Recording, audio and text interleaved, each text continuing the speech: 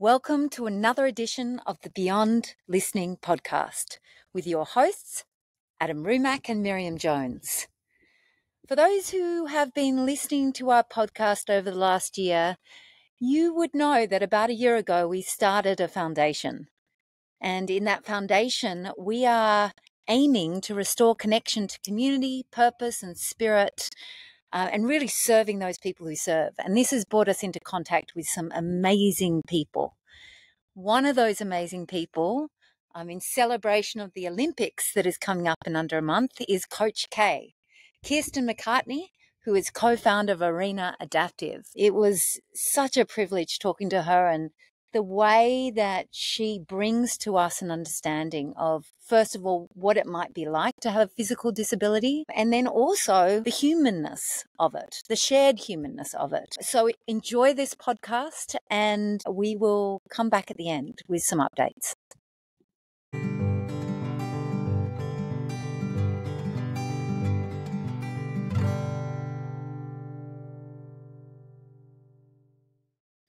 Coach K, I'm gonna formally read your bio because it's really impressive. In this, we've invited you here as the program director and co-founder of Arena Adaptive. Dr. Kiersten McCartney is a physical therapist and a PhD student at the University of Delaware. She studies biomechanics and movement sciences with a passion for engaging people with disabilities in exercise, fitness, and sport. As a lifelong athlete, Kiersten knows firsthand the physical, mental, and social benefits of exercise and believes in the power of fitness as a vessel to help people discover their potential. As a former exercise physiologist at the Shirley Ryan Ability Lab in Chicago, Kiersten created individual fitness programs for people of all abilities, including those with neurological impairments such as spinal cord injury, stroke, and Parkinson's disease. She is currently a member of the Neuromotor and Behavior Lab, researching physical activity and high-intensity exercise in people with chronic stroke. In 2021, Kiersten was appointed to the CrossFit Adaptive Competition Eligibility Board to help develop the processes for athlete eligibility in adaptive divisions. She currently conducts research and provides strength and conditioning plans for the men's and women's US amputee soccer teams. Welcome, welcome, welcome. We can't wait to hear more of your story. Thanks so much for having me. Yeah. And I guess why I wanted to read that is I really wanted to ask where that passion, I guess, or that interest in working with people with physical challenges came from. Where was it born? Yeah, I obviously get asked this a lot, and I'll tell you, there's really two parts of the story, and the first part that everyone thinks this is why I got into it, but it isn't. My best friend's dad sustained a spinal cord injury in a car accident when we were 5, and he had 2 young daughters. They were 5 and 6, I believe, and I just built his own new home, and I believe he was about 30 at the time. And so my whole life I grew up with someone who used forearm crutches and a wheelchair. In my mind, there was nothing that Pete couldn't do. So anything my dad could do, Pete could do. I always felt like the Skylers did cooler things than we did. And so I grew up with someone around me who had a disability. And so oftentimes people are like, oh yeah, no brainer. That's like why you got into it. And that's not why I got into it. So I always loved sports, and I really loved science. In high school, we had this like anatomy class, and I loved that. And having track and field, I was just like super interested in just my own like physical potential. And so when I went to college, I was like, oh, well, I'll study medicine. I'll go to med school. And I think there's an aspect of you like science and you're bright, and maybe you like the human body, and people just tell you go do medicine. And so I kind of took that. And then towards the end of my time in undergrad, I just wasn't convinced that was the path for me at the time. And so I actually didn't kind of take the path to medical school, and I went and got my master's degree in exercise science and thought I might get my PhD, but I loved the content of what I was studying, but I really didn't like research, which is ironic now. And so from that, I was doing some personal training. I started my own coaching business, and then I got a job at the Shirley Ryan Ability Lab, and it started part-time. And the first part that I got hired for was teaching group fitness classes for people with Parkinson's disease.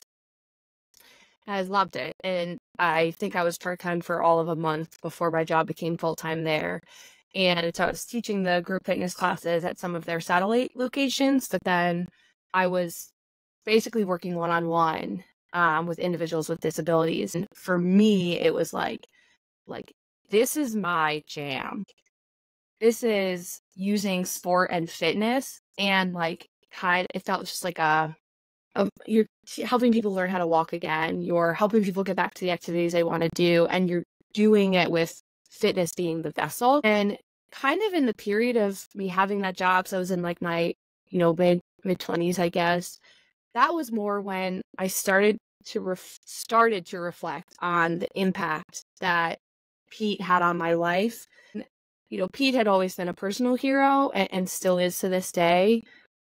But it was realizing that I had this perspective on these people I was working with that, they would come in and say, I want to do this. And I'd be like, okay, this is where we are and this is where you want to go. And so these are the steps that we're going to walk together to get you there.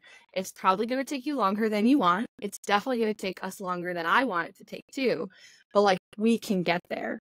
And I would just see it as that's how I would break it down. And, you just start hearing enough from these athletes and patients I was working with where they're like, well, all I've ever been told is no. And, oh, you're not going to be able to do that. And you're not going to do this. And I was like, wait, that doesn't make sense. Of course you can. And, over the past 5 to 7 years now, where I've recognized how much growing up from, basically as long as I can remember with someone who had a disability in my life and seeing that they're, from the perspective of a kid growing up, they're not limited, to me has helped me I hold that in my core because to me it was proven true. So there's two parts of the stories that have come together. And I think my experiences with Pete growing up helped me with my perspective of yeah, you want to try that?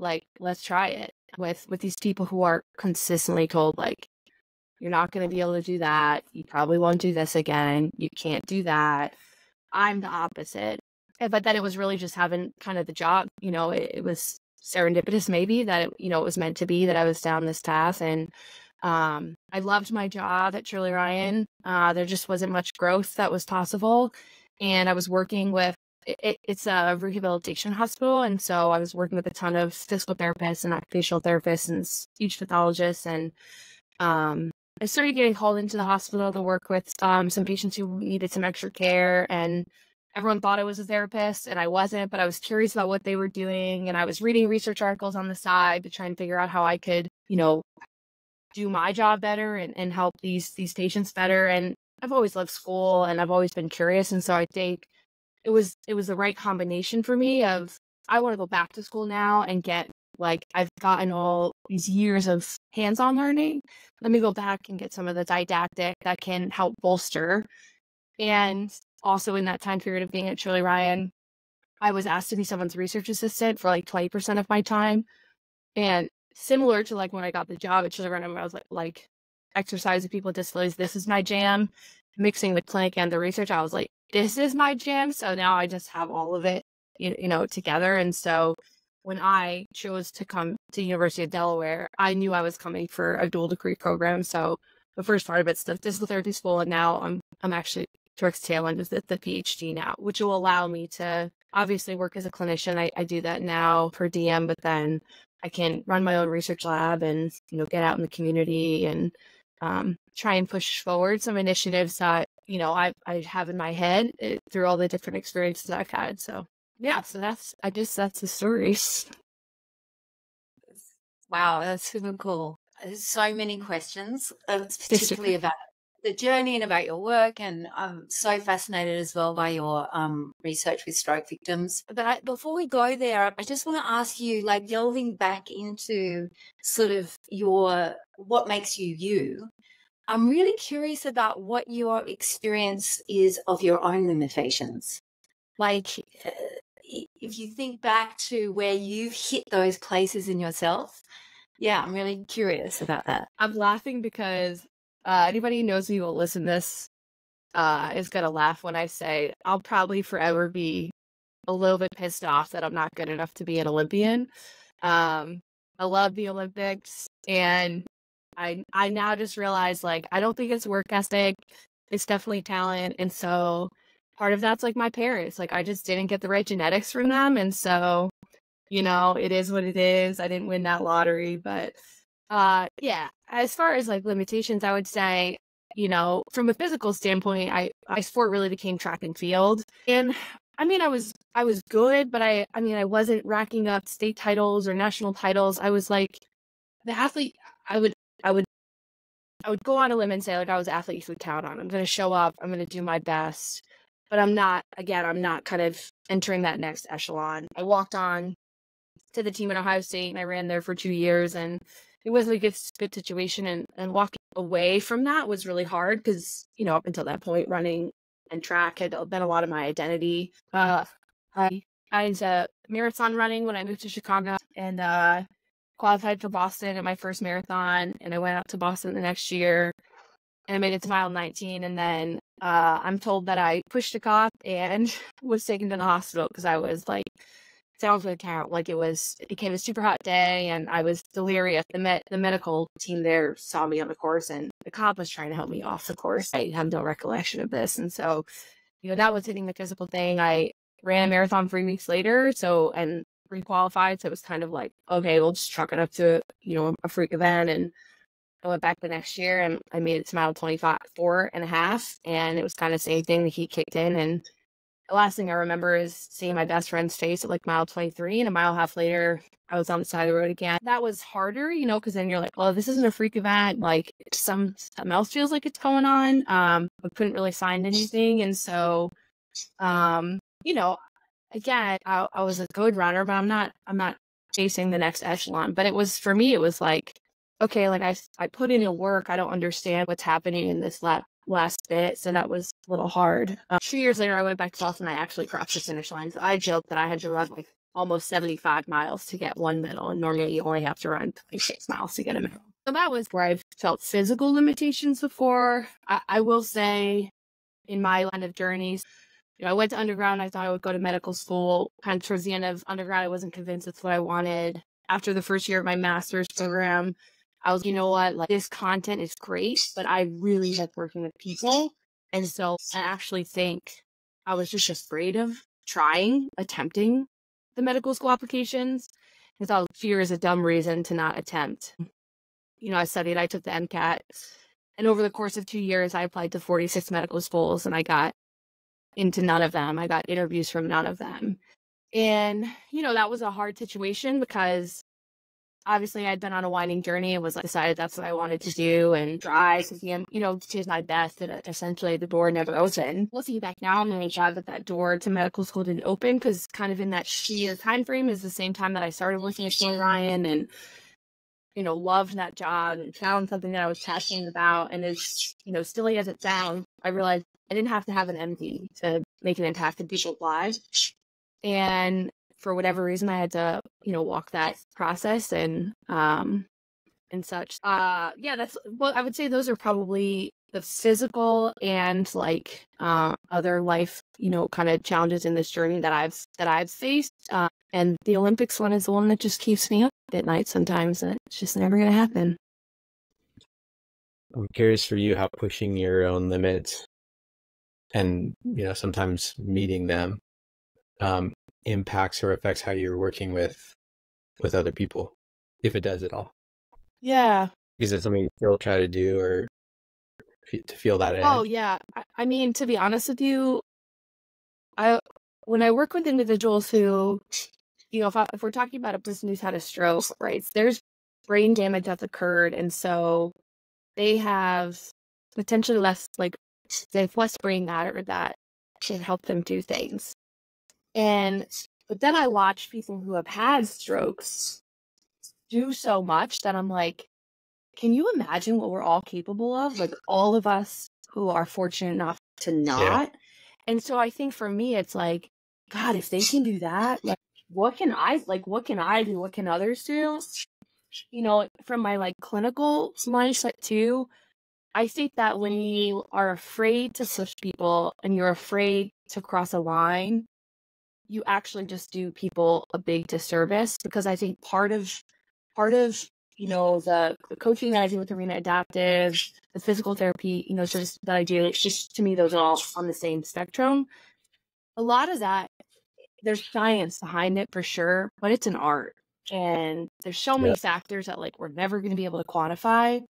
And so I think in the process of like getting to know someone and understanding like what their goals are and what drives them and how you can kind of capitalize on what drives them to help them get to where they want to go, sometimes that means you kind of cross a line. And it's always done right in a super safe, in as safe as a way that you can with pushing those limits, right? But I just think sometimes you need that push to go over the line, to be like, we found the line. So now we know, like, we can scale back just a little bit. Because I think, you know, the goal is, like, if we're thinking about more of like a sports performance, the goal is to get you as close as possible to your peak, but that is like the size of a pinhead. And if you go over it, right, like that could lead to injury, that could lead to this, which means you miss out on what you're going for. So it's like, how close can you get to that peak? How close can you get to that red line? Like, you want to toe that line without going over it. And I think that there is just sometimes in the process where you accidentally go over it. And then for me, the biggest thing is like, again, pending the athlete, right? You have to be able to have the conversation of like, I might have pushed you a little bit too hard last time. Everything you're feeling is normal.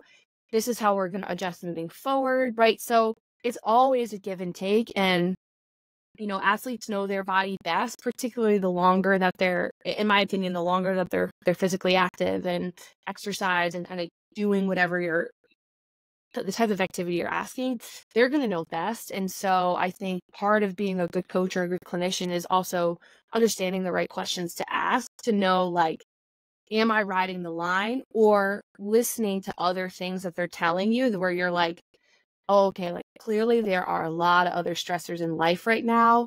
And when we strip this all down, like exercise is also stress. So how can I back off a little bit here? Overall, we don't push you too far. Just thinking about all the other contextual factors.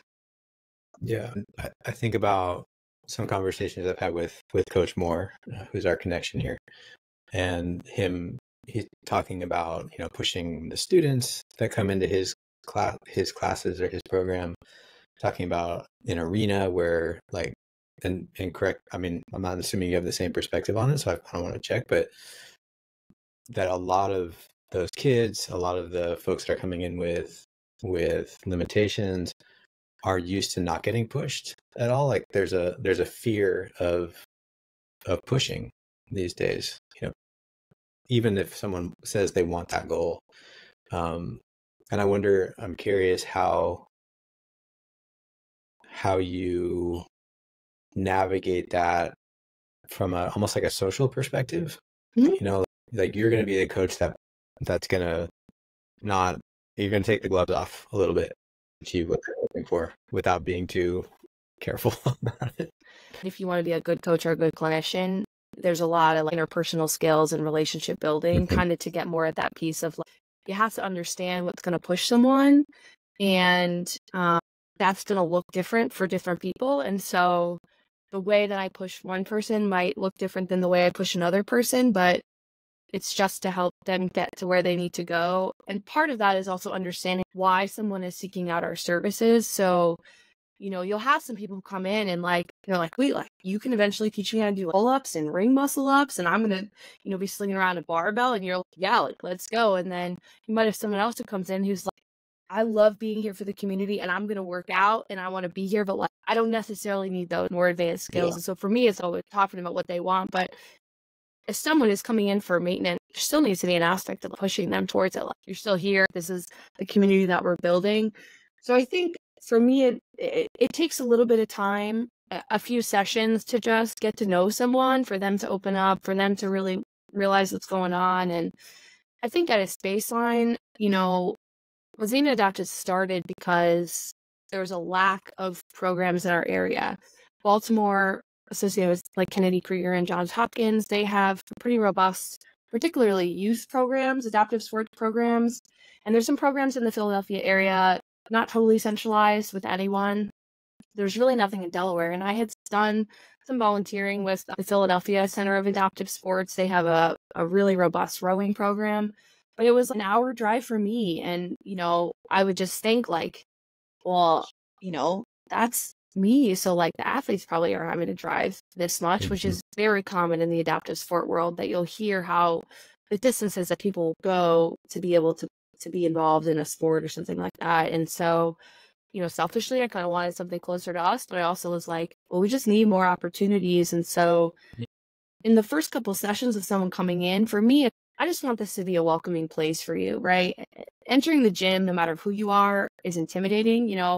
I joke that I grew up in a locker room, and when I joined the CrossFit gym that I'm a part of now, I was intimidated to walk in. I had never, formally done CrossFit, and I'm pretty athletic and can pick things up like that quickly, and I was intimidated. And so, if you're someone who everybody's always looked at because you have a prosthetic, or you don't even know if you're going to be able to use the bathroom in your wheelchair because you've dealt with so many inaccessible places, I think it just adds a layer. And then additionally, which is fair, coaches are sometimes not sure what to do. And so some of the other work I do is related to educating coaches and clinicians on what they can do to adapt their spaces, because if 20% of the American population has some form of disability, to me, it's not a matter of if you're going to come across someone with a disability, but when you're going to come across someone with a disability. So in those first couple of sessions, for me, it's like having someone walk in and we have them fill out a pretty basic form that helps us understand if there's more like pertinent medical things that we need to be aware of. But we're very clear that it's not physical therapy, this is not medical services. And then it's all right, like, this is what our workout of the day is. Have you ever touched a barbell? Do you want to do dumbbells? What machine do you want to hop on? And so I really just like to create a space where I'm not dictating what people are doing, particularly in those first, the whole time, but particularly in those first couple sessions. It's like, let's just get in and let's show you how much fun it can be and how capable you are. Because my goal is that they come back for a second session, because then I get to know them better. And then at the third session, and now we've had some athletes who have been with us for a couple years now, and I have that type of relationship now to know, all right, you like to get out hot, do not get out hot in this workout or you are going to feel it. This is how you need to pace it. This is probably a good weight, and asking them, what weight are you thinking about? And then being able to have that conversation, and then, pushing them in the workout itself. That's kind of how I choose to push people. Is, to me, I am a very passionate person. I know that I can come on strong, but that's never going to get somebody to where they want to go if you're not meeting them where they are. And so if them walking through the door was really hard, then let's let that be the hardest thing that they do today. And let's give them a win in the sense of, you came, you had fun, you met new people, you felt welcomed, we cheered you on, everybody high-fived each other at the end, and then I'll see you next week. And we're just going to go from there. And so far it's been successful. I'm starting to get a feel for your rooms, being in your room. And I'm wondering, having been in Coach Moore's gym room with the kids, there's a particular way that he also sets up the culture of how they interact with each other. And I'm wondering, how do you set up the culture of the way that people interact with each other and their physical challenges? Yeah, that's a great question. So, we started doing question of the day. I had gone to a couple of gyms on my own, and I just didn't kind of drop it in different places. You see how people do build culture. And when people do question of the day, you answer the question, but then you could tell how that could build connections with other people, or have something that's a conversation starter.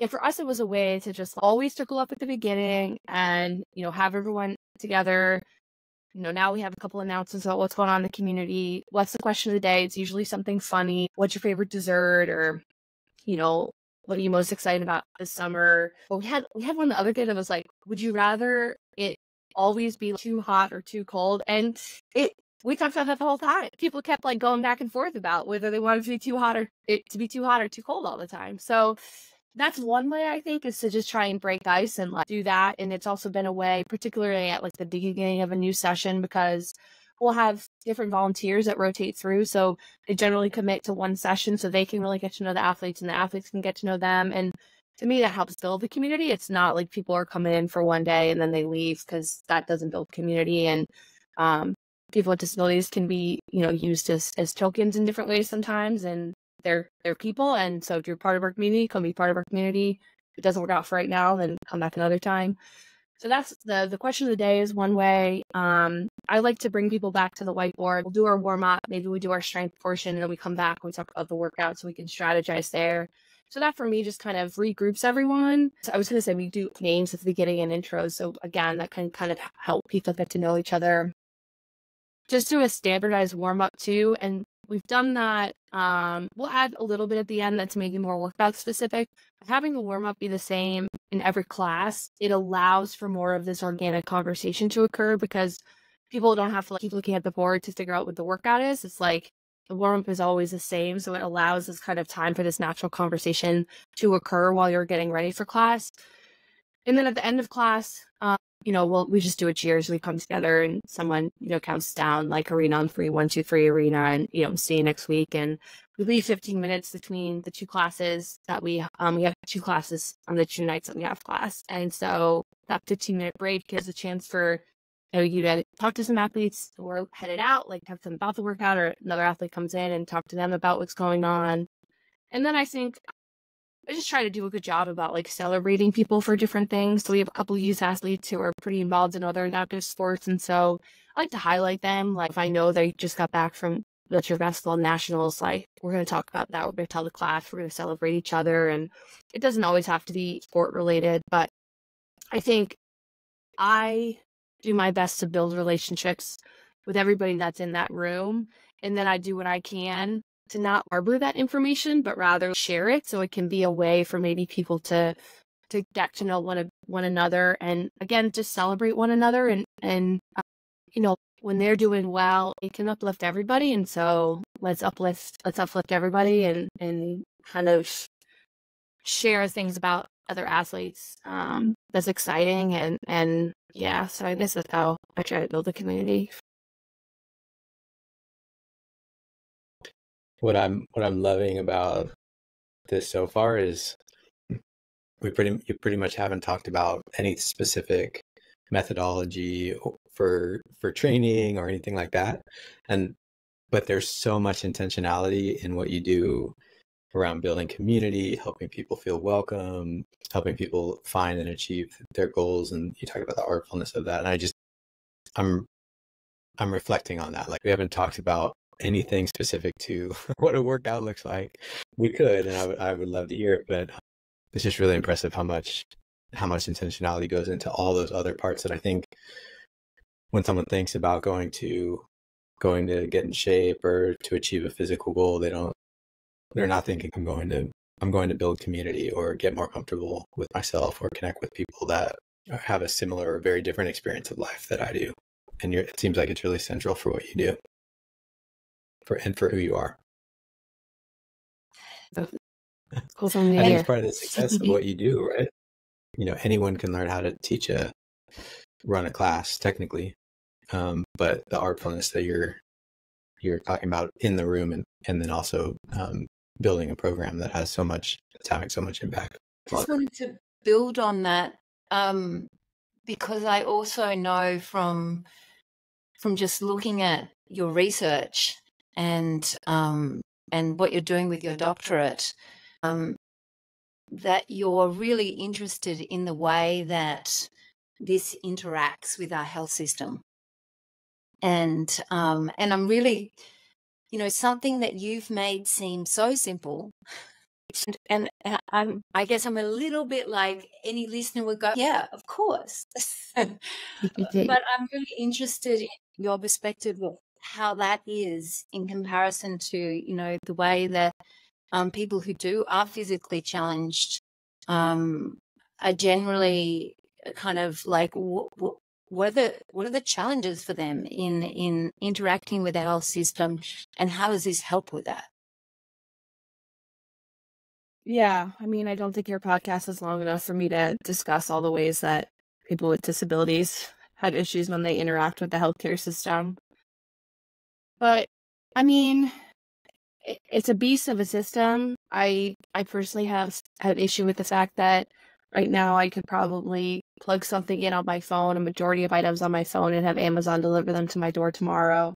But I have an athlete who was fitted for a new wheelchair, which for all intents and purposes are her feet.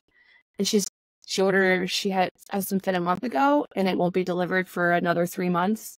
So that means for 4 months out of someone's life, they're using a broken chair, a chair that doesn't fit them well, which can lead to skin integrity issues or muscle contractures or any number of types of medical conditions that would then require more care. And so I sometimes really grapple with the fact that we clearly have systems that exist in our society that allow for kind of this instantaneous way to perceive something. And yet when we're talking about something that is a device that allows someone to be able to interact with their environment, I've got to tell them they got to hang out for 3 to 6 months. And so, that's one example. Another example is every month there's a interdisciplinary limb loss clinic at the University of Delaware that one of my professors started with a physiatrist and a prosthetist orthotist company. And every month there's 4 to 8 people who had limb loss who come in, and basically they get seen by all 3 disciplines in one clinic. And the whole purpose of it is to help people gain a new prosthetic device. They need a new foot, the socket needs to be changed, any number of things. And we know how to calculately write the note so that it will get approved by insurance. But that's like them putting in years of understanding the right verbiage that you have to use and the right tests that you have to do to basically justify this is why this person needs to have this limb, which is going to help them do the things they want to do.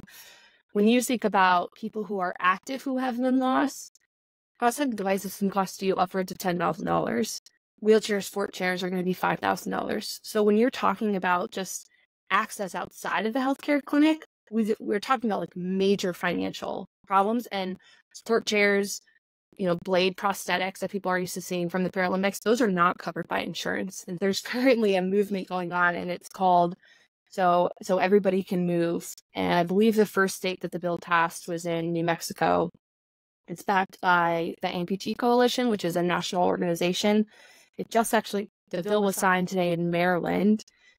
And basically, it's a bill that's saying that these types of prosthetic devices for these individuals are so that they can live, and they deserve to move, and they need these devices to move. And so the goal, I believe, is 28 by 28 because of the LA Paralympics coming. And so the goal is to have 28 states who have this bill that's been passed, because once you reach the threshold of 25 states, it's much more likely to pass at the federal level rather than just going straight to the federal level. So, I mean, these are the initiatives that are largely being led by people who are in the disability community, right? And then allies like myself who are going to figure out how we can help you. And a lot of that is because Medicare and Medicaid and insurance companies, are not going to pay for those. And they say that they're not necessary for people to live their life. When you think about it, right, like I don't have to put on a prosthetic device to go for a run. I can go for a run. I can go for a walk. I can go for a swim.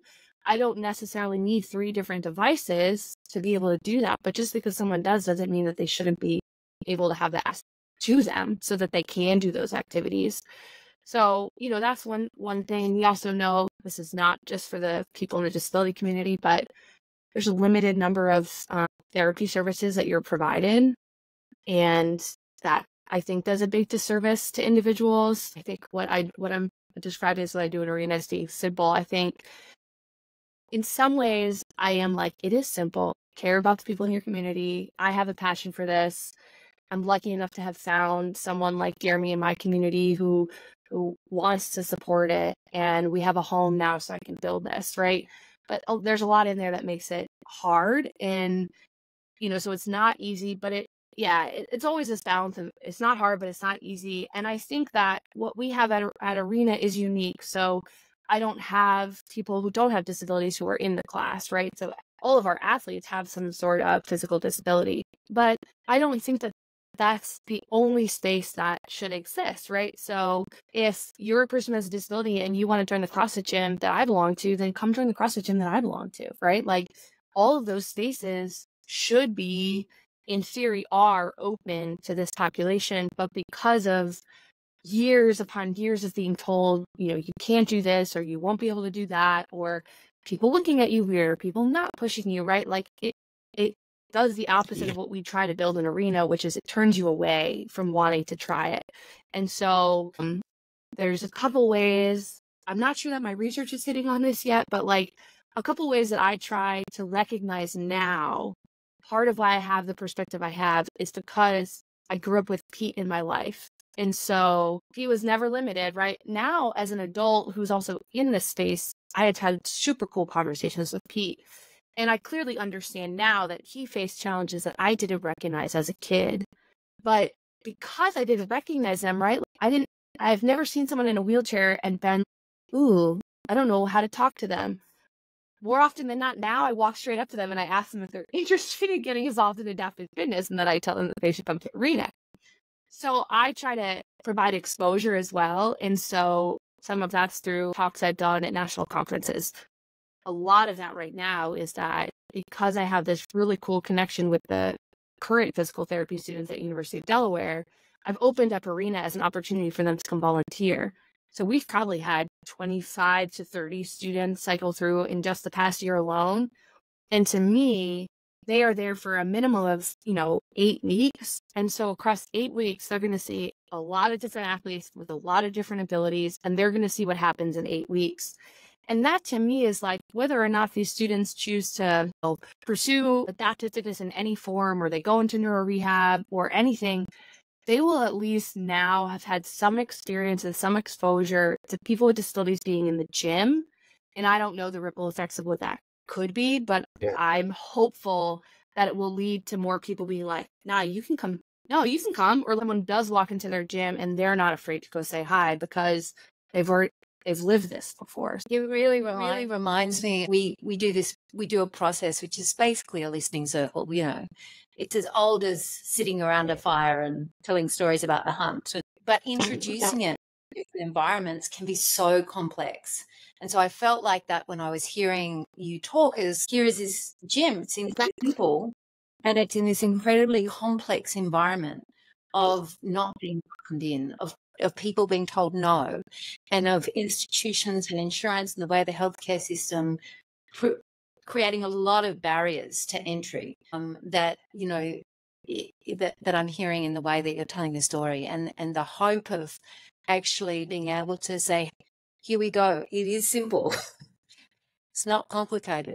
And, what I hear is a story, a lot of unlearning attitudes and things that we've been told. Have you considered bringing in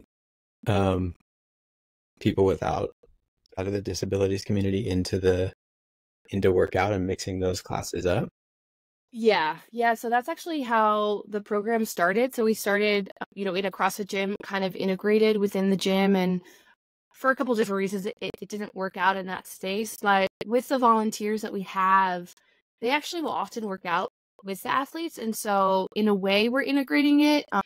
We deal with a little bit more of like space limitations now, and really wanting to still make sure that we're providing the space for the community we're trying to serve. But like we're at the point now where we're kind of, next week will be our last week in the spring session. And so in our workout yesterday, one of the classes, we had 3 of our, adaptive athletes there, but we had probably 6 volunteers, and I think all except 2 of them were working out. So it really was this bigger class, and like everybody, has their eyes up and open of like, the athletes need anything, and obviously I'm there kind of overseeing it all, but I'll tell them flat out, like, and if I don't have to work out, feel free to jump in. So in a way, I think we're getting that with our volunteers who are able to kind of work out with them. And I do want to provide that because I think that when we were in the prior space that we were in, I will say that I saw that impact, that the other members of the gym who weren't involved in our program, right, but like would see it. We would just hear from them like, oh my God, it's amazing what you guys are doing. I've never seen this before. You really do see that ripple effect. So I would say truly probably like my one qualm about where we are is that there isn't as much of that happening. But we've also had some athletes who have come in and they've done a session or 2 or 3, and then I have actually the tools that I need. Like we had this, one gentleman who came and he was a little bit older and he came in, did a session with us. We loved having him. And at the end of it, I just the next session starting like, we'll send an email. I want to thank you guys so much. Like I feel so comfortable going back to my gym. Like I think he was working out solo, and obviously I miss him. Like I miss having him in classes. Is that not the goal? Is to like he gained confidence and like that's what he wants to do. And if he's working out and like receiving the health benefits from exercising, like then we did our job for him. We served him in the way that he needs to be served. And then we have some athletes who I don't think would ever leave Aretha. So, you'll get kind of both of it. And this to me, and I've had to learn this because when I first started, I'm like, everybody's want to stay forever. Nobody's going to want to leave. And then it's like growth for me too, as a coach of like, you just have to understand where people are and like life changes and people get different jobs and they move in their different relationships. And like, for me, it's more of just like, how can I build the habit of like, how exercise can be in your life? And that may ebb and flow, what that even looks like, but so that that you are capable of things and like take that as it leads you as your life kind of moves like a river. So I've heard you bringing amputee soccer to more than fitness. Yes. Exciting. Yeah, so super pumped about that. Yeah. So I actually almost exactly 2 years ago, I got an email. I'm a part of the Adaptive Sport Special Interest Group, which is part of the American Physical Therapy Association. And there was an email that was just sent out. It was just kind of an update of things. And one of the things on there was, if you're interested in helping out with amputee soccer, email this person. They're looking for volunteers. And I was looking for a way to volunteer but not run the program, because I can have a tendency to really dive into something and then want to like help guide it and lead it. And I was like, I just want to like be a part of a team. And so I emailed 2 years ago, and it's very interesting talking to James now about it, because on the phone he was almost a little standoffish, and he was, well, this is what we do. What are you interested in? Blah, blah. And I was kind of like, I'm just excited. I want to help, and he's like, take some time to think about it. And I was like, okay. We joke about it now. It's because he also serves as like a disabled population, and he sees the same thing where like people are excited to volunteer for you, and then they come once, you invest this time into them, they come once and then they're gone, you never see them again. And yeah, that's frustrating for us as people who are, allies or in the program and trying to build it, but really hurtful for the athletes. Like, again, it's not a show up and like play a cool video of amputee soccer and like go on with your life. Like, if you want to be involved, let's be involved and support it. So anyways, I ended up going up to Long Island. I saw a game. It was awesome. I met them. Great group of people. Followed up after that. Because of where it has a pretty robust team, one in Boston. They have another robust team in Long Island. And it was 2.5 hours. And I was like, I can't come up for weekly practices. And so then I was trying to figure out, what are other ways to get involved, and didn't have the capacity to lead a team. We weren't with Arena yet and didn't have a space or anything like that. And so I actually started doing some research work with them. So I've done sport performance testing with the teams. I've built out some pretty basic but strength conditioning plans for them. And I'm actually working with the American Amputee Soccer Association and the World Amputee Football Federation and the European Amputee Football Federation, actually going to France in a couple of weeks to the European Amputee Football Championships, which are the same as the Euros that you see in non-disabled soccer.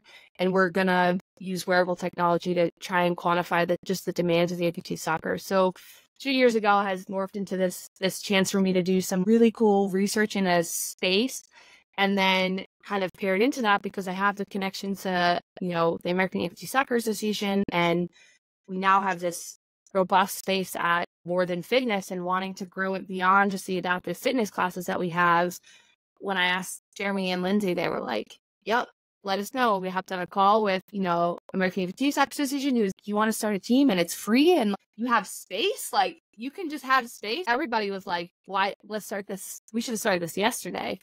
So we had our first clinic a couple weeks ago now, and we had, I think, 7 athletes who came, 6 or 7 athletes who came, and a bunch of volunteers, and we had so many crutches. So the sport, there's no prosthetics that are used in the sport, so they play on washing crutches. And so you can imagine they're planting their crutches, and then they kick the ball with their sound limbs. They're balancing on their crutches when they're kicking the ball.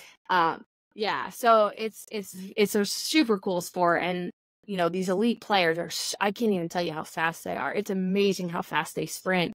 And you can't, basically, if the ball touches the crutches or the residual limb, it's the same as a handball. So, so it's just such a cool sport, and anybody can hop on crutches, and you just kick one shoe. If you have 2, limbs, you just kick off one shoe and you hold one leg up. And so we had all the volunteers were on crutches. And so everybody's playing soccer. And we actually had one of the women's national team players who came out to the clinic, which was awesome to have her there. And, she's tearing up the field. And these people who play college soccer can't keep up because it's a different sport and it looks different. The people may not have 2 feet, but they're elite athletes. It's just a slightly different variation of the sport that and that to me is really cool. It kind of gets at the same part of, can you get people who don't have disabilities, people with disabilities to play the same sport? Absolutely. Tell a wheelchair basketball player they get to compete, who I've talked about multiple times, he said they used to love to beat up on ABs, which is they call able-bodied people. He's like, yeah, we got ABs in chairs, we're just gonna beat them up on the court. It's an awesome sport, and it just, I would say the rise that women's sports are in right now, like, that's what these adaptive sports need, is they just need the attention, and they need people to see the sport. And it's not, oh, that's so cool, that's so cute, look at you guys. They're going to tear you up on the field. They are elite athletes, and it's just a slightly different version of a sport that you haven't seen before. But I've been in gymnasiums before for wheelchair basketball games, and it's just being in a arena for a basketball game. People are amped up about it, and it's high intensity, and it's sport, right? So you never know what's going to happen, and it's exciting. So yeah, so we're starting an EFT soccer team, and the wheelchair basketball team is coming. I told Jeremy that's in my 5-year plan. Let us in on your 5-year plan. We want to hear it. That's about. It's going to be we're going to have a wheelchair basketball team. We're going to host a wheelchair basketball tournament. It's going to be named after Pete. That's about probably as far as I can get you for right now. But so I think I said at the beginning of the call, I'm at the tail end of my PhD, so I will be graduating in about a year from now, or a little sooner. So that will mean I will have been at Delaware for 7 years. So I will pursue a postdoc fellowship, which will give me the opportunity to get some more training in some skills that I've identified. I think will help me towards what I'm interested in, which is doing this blend of what I get to do, which is the research side of things, because I think that data really speaks, and I'd like to better understand and better learn how to run the economics on certain things, because in our society, money speaks. And so if I have data and money, and I always plan to keep my hand in the community, I think that gives me the story. So I think as I have that trifecta, there's a lot that can happen. And so I'll do the postdoc so I can kind of gain these skills. And then I'm very open to what might happen after that 2 to 3 year postdoc fellowship. And, I don't really know what that looks like. I sometimes say I don't think that my dream job exists, but that's okay. I'll create it somewhere if it doesn't. So yeah, I would say that's where I am right now, is trying to figure out what the best next step is to help me keep doing a lot of these fun different things and figure out what's going to help me continue to hopefully be a force for good in communities at large. So I don't think there's any danger of you not being a force for good. That was really, really impressive. I mean, you can read a bio and, it says a whole bunch of things, but hearing your passion and then the way that you've just continued the story of, wanting to be on a team and then it exploding up into you I just wanted to starting, volunteer. Now I'm doing a yeah, lot just more wanting to good. volunteer. Yeah, That's so yeah. awesome. Yeah. Yeah, I think that the word force of nature, force of good, is really evident here. Yeah. I'm kind of like going towards the end of this, and I really, I guess I really want, many of our listeners probably, like many people in the world, aren't educated around people with physical challenges.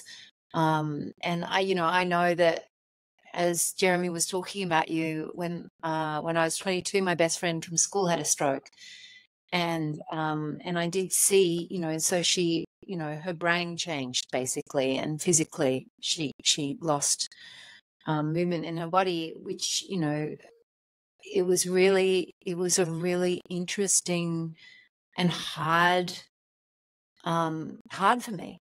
There was a loss, and then there was also life, and then there was also walking beside her when she, accidentally had a child that she couldn't care for totally, and there was all the ins and outs of life, and what sort of work she could do and how not to get taken advantage of. And I guess I'm really interested in, from your experience over the years, from such a young age, what would you like people who are listening to this to really hear about as they're going out into the world, and there's interacting with people with severe physical and mental challenges? But just people. I mean, I think that's the simplest way I can put it, is they're a human. And so there's really simple things you can do. Don't look over somebody's head if they use a wheelchair and they are inherently likely shorter than you are. If they have a prosthetic and you're interested about it, there's polite ways to ask them about it. I see often, and I've talked to, athletes and people with disabilities that I've worked with before, who actually say kids can do the best because they're just curious, and they're so genuinely curious that they're like, "Oh, how did you get that robot leg?" And like, they're asking because they want to know how to get a robot leg. Because, and then, but what happens is, like, the parent shushes them and is embarrassed and shamed. And so what does that child learn? Whenever I did interact with this person who I thought had a cool robot leg, is actually someone who, I'm getting this negative reaction. And so let people be curious. Like, you yourself can be curious in a respectful way. But that falls back to, like, they're just people. And so they are far more than their disability or the assistive device they use. And so, like, you can also ask them about, like, what's their favorite food, or what's, where do they work? What do they like to do for fun? Did they have a nice weekend? But this unintentional othering by, like, not interacting with them in the same way isn't helpful. And again, they're just people. So hopefully, if you treat people with kindness, treat them like you would treat anyone, which I am assuming is most of your listeners. Like, just treat them like a person, and talk to them like a person. Sometimes, certain disabilities, traumatic brain injury, stroke, some more severe forms of cerebral palsy, it can take them longer to respond, and it is not related to an intellectual issue. It is a motor issue. Your tongue is a muscle, and there are connections between the brain and the tongue which allow us to speak.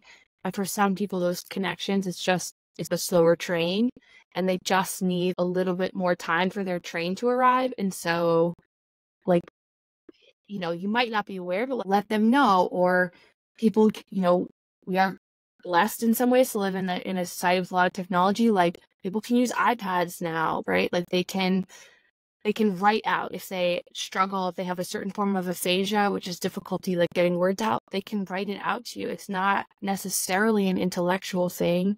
It could just be that the way that they communicate is slightly different. It's not necessarily easy, but I would say, they're just people. And if you're approaching them with good intention and kind of like positive intent, and I don't think you can really go wrong. And if anything, they'll let you know. Maybe another way you could have done it better. You could ask for that feedback at some points. It Adjust people is probably, I think, the simplest way to answer it. So I could have stopped talking a while ago. Thank you, Coach K. Welcome. And we need to hammer the point home. And it's so simple. It's so simple. We're all human. So thank you so much. Adam, anything else from you? No, I just want to ask them, is it better if it's always hot or always cold? I want to ask anybody now. Is it better for you if it's always hot or always cold? I think that was the best question. Really makes you think. Yeah. Because everybody's actually got a really strong, most people have a really strong answer to that. And you really learn a lot about that.